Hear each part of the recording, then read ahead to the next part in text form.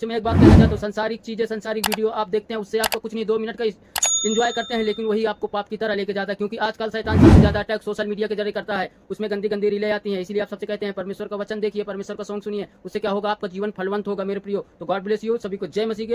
Hey everyone, सभी को जय मसीह की। आप सभी का स्वागत है मेरे इस बालकुश ब्लॉग, बालकुश स्टडी में। मेरे प्रियो, आप सभी को मैं बता देना चाहता हूं कि आज प्रभु ने इस सुंदर सफल दिया ताकि आप सभी से मैं मिल सकूं और प्रभु का वचन दे सकूं आप सभी को। तो मेरे प्रियो, चलते हैं, बिना किसी देरी से स्टार्ट करते हैं जो हमारा बाइबल स्टडी कोर्स चल रहा है उत्पत्ति का। तो मेरे प्रियो, चलते हैं कि सृष्टि की रचना और नूह की कहानी और उसके आगे की बातें जो भी हैं, आइए वचन के जरिए से जानते हैं प्रभु ने, हमारे खुदा ने क्या क्या आज्ञाएं दी है और किस आज्ञाओं को हम लोग आज नहीं मान पा रहे हैं, संसारिक चीजों में उलझ गए हैं, जिससे हम लोग का जीवन व्यर्थ ही जा रहा है। क्योंकि खुदा ने हमें बनाया है इबादत करने के लिए और यहाँ हम आए हैं तो पाप में ही जले जा रहे हैं। तो मेरे प्रियो, आइए वचन के जरिए से जानते हैं। उत्पत्ति का 9 का पहले से पढ़ेंगे हम। फिर परमेश्वर ने नूह और उसके पुत्रों को आशीष दी और उनसे कहा कि फूलो फलो और बढ़ो और पृथ्वी में भर जाओ, और तुम्हारा डर और भय पृथ्वी के सब पशुओं और आकाश के सब पक्षियों और भूमि पर के सब रेंगने वाले जंतुओं और समुद्र की सब मछलियों पर बना रहेगा। वे सब तुम्हारे वश में कर दिए जाते हैं। मेरे प्रियो, जब प्रभु ने सृष्टि बनाई उसके बाद जल पर लेके आए, क्योंकि जब जल पर लेके आए उससे पहले इतना पाप बढ़ गया था ना इस सृष्टि में कि सिर्फ एक ही घराना था। जैसा कि आप मैंने पहले वीडियो में जाके देख सकते हैं कि एक ही घराना, वो भी सिर्फ नूह का घराना था। तो मेरे प्रियो, ये जल प्रलय की बात की है जो बातें हैं। तो आगे का वचन पढ़ते हैं और फिर इसको हम आप सबको समझाते हैं मेरे प्रियो। क्योंकि कोई भी चीजें इसमें, ये बाइबल एक ऐसी पुस्तक है क्योंकि खुदा का कलाम है, तो ये इंसान ऐसे समझ में नहीं आता, ये खुदा ही सबके मनों में डालता है कि उसकी क्या सच्चाई है। तो मेरे प्रियो, आगे का वचन पढ़ते हैं 9 का 3 से। सब चलने वाले जंतु तुम्हारा आहार होंगे, जैसा तुमको हरे हरे छोटे पेड़ दिए थे वैसा ही अब सब कुछ देता हूँ, पर मांस को प्राण समेत अर्थात लहू समेत तुम ना खाना। मेरे प्रियो, यहाँ पे खुदा कहता है कि जो भी तुम अगर मांस खा रहे हो, जैसे आजकल लोग खाते हैं मटन चिकन वगैरह, लेकिन लहू समेत नहीं खाना है। यहाँ पे हमें मना कर रहे हैं। तो आगे का वचन कहता है 5वां का, और निश्चय मैं तुम्हारा लहू अर्थात प्राण का पलटा लूंगा, सब पशुओं और मनुष्यों दोनों में से मैं उसे लूंगा। मनुष्य के प्राण का पलटा मैं एक एक के भाई बंधु से लूंगा। जो कोई मनुष्य का लहू बहाएगा उसका लहू मनुष्य से ही बहाया जाएगा, क्योंकि परमेश्वर ने मनुष्य को अपने ही स्वरूप के अनुसार बनाया है।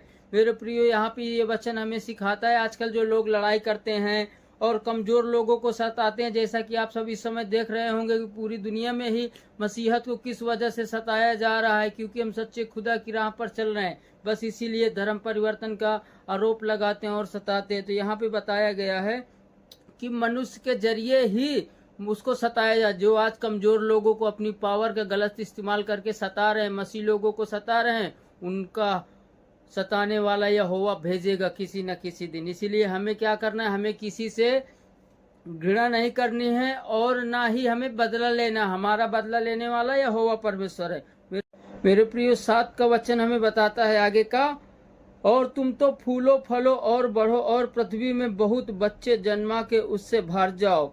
फिर यहोवा ने नूह और उसके पुत्रों से कहा, सुनो, मैं तुम्हारे साथ और तुम्हारे पश्चात जो तुम्हारा वंश होगा उसके साथ भी वचन बांधता हूँ। मेरे प्रियो, परमेश्वर ने नूह के समय से ही वादा किया था हम सब लोगों से, इसीलिए और सब जीवित प्राणियों से भी जो तुम्हारे संग है, क्या पक्षी, क्या घरेलू पशु, क्या पृथ्वी के सब बेनौले पशु, पृथ्वी के जितने जीव जंतु जहाज से निकले, वो सबके साथ भी मेरी यह वचन बनती है। और मैं तुम्हारे साथ अपनी इस वचन को पूरा करूंगा कि सब प्राणी फिर जल प्रलय से नाश न होंगे और पृथ्वी के नाश करने के लिए फिर जल प्रलय न आएगा। फिर परमेश्वर ने कहा, जो वचन मैं तुम्हारे साथ और जितने जीवित प्राणी तुम्हारे संग है उन सबके साथ भी युग युग की पीढ़ियों के लिए बांधता हूँ, उसका यह चिन्ह है कि मैंने बादल में अपना धनुष रखा है, वह मेरे और पृथ्वी के बीच में वचा का चिन्ह होगा। मेरे प्रियो, आजकल हम जैसा कि देखते हैं, जब ज्यादा बारिश होने लगती है तो बादल में एक चिन्ह जाता है, वो यहोवा परमेश्वर की एक वचा की निशानी है कि जल प्रलय से अब नहीं मारेगा, क्योंकि उस वक्त मार के परमेश्वर ने भी पछताया, लेकिन ये इंसान अपनी करतूतों से मानता नहीं है, इसीलिए परमेश्वर ने एक नया रास्ता निकाला। मेरे प्रियो, आगे का वचन बताता है, और जब मैं पृथ्वी पर बादल फैलाऊं, जब बादल में धनुष देख पड़ेगा, तब मेरी जो वचा तुम्हारे और सब जीवित शरीरधारी प्राणियों के साथ बांधी है, उसको मैं स्मरण करूंगा। तब ऐसा जल प्रलय फिर न होगा जिससे सब प्राणियों का विनाश हो। बादल में जो धनुष होगा, मैं उसे देख के यह सदा की वचा स्मरण करूंगा, जो परमेश्वर के और पृथ्वी पर के सब जीवित शरीरधारी प्राणियों के बीच बांधी है। फिर परमेश्वर ने नूह से कहा, जो वचा मैंने पृथ्वी भर के सब प्राणियों के साथ बांधी है, उसका चिन्ह यही है। नूह ने जो पुत्र जहाज में से निकाले वे सेम, हम और येपेत थे, और हम तो कनान का पिता हुआ। नूह के 3 पुत्र ही हैं और उनका वंश सारी पृथ्वी पर फैल गया। नूह किसानी करने लगा और उसने दाख की बारी लगाई, और वह दाख मधु पीकर मतवाला हुआ और अपने तंबू के भीतर नंगा हो गया। तब कनान के पिता हाम ने अपने पिता को नंगा देख और बाहर आकर अपने दोनों बुला दिया। तब सेम और येपेत दोनों ने पकड़ ले कर अपने कंधों पर रखा और पीछे की ओर उल्टा चलकर अपने पिता के नंगे तन को ढांप दिया, और वे अपना मुख पीछे किए हुए थे, इसीलिए उन्होंने अपने पिता को नंग न देखा।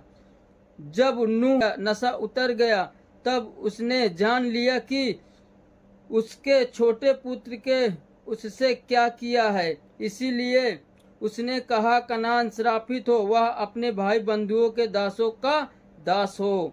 फिर उसने कहा, सेम का परमेश्वर यहोवा धन्य है, और कनान सेम का दास होवे। परमेश्वर येपेत के वंश को फैलाए और वह सेम के तंबुओं में बसे, और कनान उसका दास होवे। जल प्रलय के पश्चात नूह 350 वर्ष जीवित रहा, और नूह की कुल आवश्यकता 950 वर्ष की हुई। तत्पश्चात वह मर गया। मेरे प्रियो, आज का वचन हमें बताता है, परमेश्वर का वचन कहता है कि जब जल प्रलय लेके आए और परमेश्वर ने आज्ञा दी और परमेश्वर ने हमसे वादा किया। मेरे प्रियो, आजकल यही मैं इस वचन से आप सबको यही बताना चाहता हूँ कि जो परमेश्वर ने हम मनुष्यों से वादा किया, वो तो भली भांति हमारे जीवन में, हर एक मनुष्य के जीवन में वादा अपना पूरा करता है, लेकिन जो हमको उसने आज्ञा दी, हम उसकी आज्ञा नहीं मान पा रहे हैं, इसीलिए लोग आज पाप में जा रहे हैं। मेरे प्रियो, इसीलिए आप सबसे मैं कहता हूँ, बुद्धि से चलिए तो परमेश्वर आपके जीवन में बड़े से बड़े काम करेगा, क्योंकि हमारा खुदा हमसे कुछ नहीं चाहता, धन दौलत शौहरत वो कुछ नहीं चाहता है, इसीलिए वो सिर्फ हमसे अच्छा मन चाहता है, अच्छा स्वभाव चाहता है। जैसे वो हमारे हर वादे पूरे किए जाता है, वैसे हमें भी उसकी हर आज्ञाओं को मानना चाहिए, क्योंकि उसकी जितनी सारी आज्ञा है वो मनुष्य की भलाई की है, लेकिन परंतु शैतान जो होता है वो मनुष्य को परमेश्वर के वचनों में चलने नहीं देता। मेरे प्रिय, इसीलिए आप सबसे मैं कहता हूँ कि परमेश्वर के वचनों के अनुसार चलोगे तो परमेश्वर आप सभी को फलवंत बनाएगा। गॉड ब्लेस यू मेरे प्रियो। चलिए छोटी सी प्रार्थना करते हैं आप सभी के लिए। तो धन्य सर्वशक्तिमान यहोवा परमेश्वर, हम आपका धन्यवाद करते हैं। प्यारे प्रभु जी, सुंदर सा पल दिया पिताजी, और ये जो भी वचन पढ़े और सुने पिता मेरे, इसको हृदय रूप पटिया में बैठाने पाए और कोई भी शैतान इस वचन को चुराने ना पाए, ताकि जितनी भी सारी आज्ञाएं मेरे पिताजी ये सारे मनुष्यों तक पहुंचे और तेरी महिमा करने पाए मेरे खुदा जी। प्यारे प्रभु जी, यीशु मसीह के नाम में मांगते हैं, आमीन, हालेलुया। मेरे प्रियो, इस वीडियो को ज़्यादा से ज़्यादा शेयर करें ताकि हर एक व्यक्ति तक परमेश्वर का वचन पहुंचे।